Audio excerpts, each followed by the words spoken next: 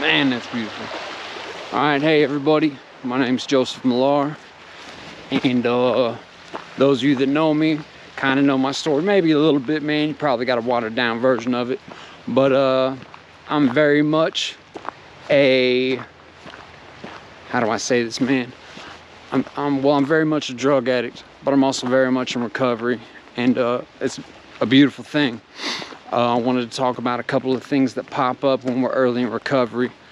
When I say early, I mean like, the first, 3 to 6 months, man. There's a lot of issues, man, that we have no other choice but to deal with. And, it requires a lot of re-engineering of who we are and what we do. That's the name of the game. Re-engineer your life so that it's better, so that you're an asset to those around you, and to give you some direction. Now, a lot of us, man, we have friends that we love to death, you know what I mean? Even beyond just the using with them and everything. But the fact of the matter is, man, if you're trying to stay clean, you're gonna have to distance yourself from those people that you love, man. And that's just the way it is, And if they truly love and care about you, they're gonna understand that, hey, homeboy or homegirl needs to be clean, man, and they got to do that away from me. And if it's a true friendship, they're going to understand, you know what I mean? Whether it's friends or family, it's just something you're going to have to face. Now, I did a lot of deconstructing of my life so I could reorganize it in a way that was, going to be helpful to my recovery. So I pretty much cut everybody off out of my life, man, all of them, and started from scratch. And it worked for me. It was wonderful for me, man. So I got to cherry pick people that I wanted to allow into my life.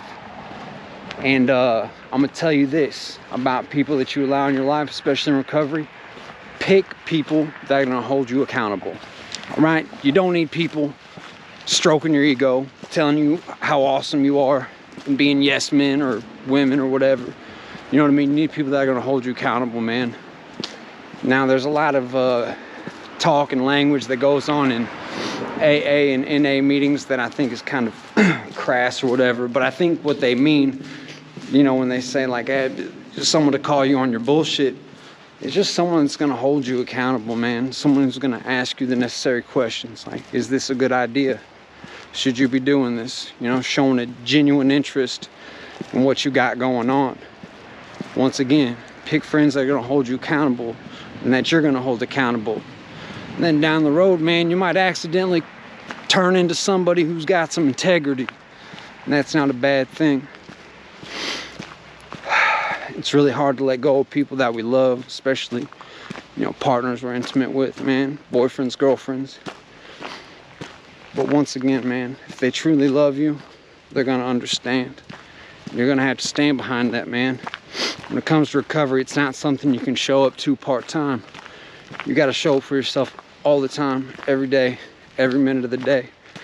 Recovery is one of those things that nobody else can do for you. Nobody else can get you clean. You have to do that, man. And I promise, no matter who the fuck you are, you're worth it. And I mean that from the bottom of my heart. We bring a lot of misery and suffering on ourselves when we're out there in active addiction. And it's not necessary, The beautiful thing about recovery is we can take all that travesty and all that suffering, and we can reorganize it into something that serves us, serves our fellow human beings, and makes the world a better place. And if you look around, man, there's no shortage of suffering in the world. So why add to it? You know what I mean? Try not to get your feelings hurt, man. Take things as they come, one foot in front of the other. I'm really fortunate that I got a couple people in my life that are truly dear to me, but they know, man, like, we have that conversation, like, if you start fucking up and start using, you're gonna do it far the fuck away from me, because I don't have one of those cute little drug addictions where I just, get caught with drugs or whatever. No, I end up fucking face down in a Walmart parking lot in the middle of the night, overdosed, and it's not fun. The other thing I wanted to talk about, what was the other thing I wanted to talk about? I don't know, give me a minute. All right, and we're back. So recovery, essentially, to me, and I might be wrong, is deconstructing everything we're not, or everything we become in drug addiction, you know, all the behaviors and tendencies that we develop, and they become a part of who we are. And the big problem is that those characteristics are really parasitic, you know, they don't help us. It's not some like symbiotic relationship. It feeds on you and it destroys you, destroys your relationships, your status, everything. And that sucks. Once you get clean, you know, you can make the decision to start working a program or just working on yourself, man. Like, I don't really subscribe to any particular program. I just want a life, and I want that life to be beautiful and beneficial. You know, I found a couple things that I really enjoy, and I work on those daily. Behavior, honesty is probably the most important. You know, I was talking earlier about being held accountable, man. You know, and that'll lead to you, you know, having integrity. You have to be honest. Honesty is just absolutely indispensable. There's no doing it without it, man, or else you're gonna get blindsided by shit that you could have otherwise avoided had you had an honest outlook and then communicated these things honestly to somebody else, you know, usually a peer that is also in recovery. And the fact of the matter is, dude, nobody's gonna look out for you in recovery except for you. You know what I mean? If you're lucky enough to have friends that are in recovery, they're not gonna be able to babysit you all the time and tell you what to do, tell you how to live and how to do this deal.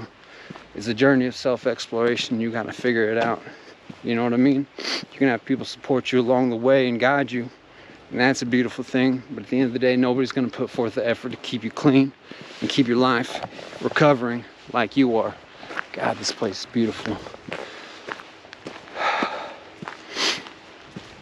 I really hope everybody finds the path to enlightenment, man. That's my goal. I hope everyone finds happiness and sobriety if they need it. And to all of you guys, all you people out there that can use and get away with it, fucking hats off to you, man. I just, you know, I kind of like, I abused my right to get high, man, and that's just the way it is. And you know, if you're early in recovery or early in treatment, man, you're lucky enough to have that gift of desperation. Hold on to that motherfucker, because it will get you through, man. It will keep you teachable, it'll keep you humble, and it'll keep you hungry for life. You know what I mean? I wish everybody the best. I hope y'all enjoyed this video. There's gonna be a lot more to come. Sorry if I'm a little long-winded, but I like to talk, man, so fucking sue me. Yeah, man, take it easy. Later, y'all.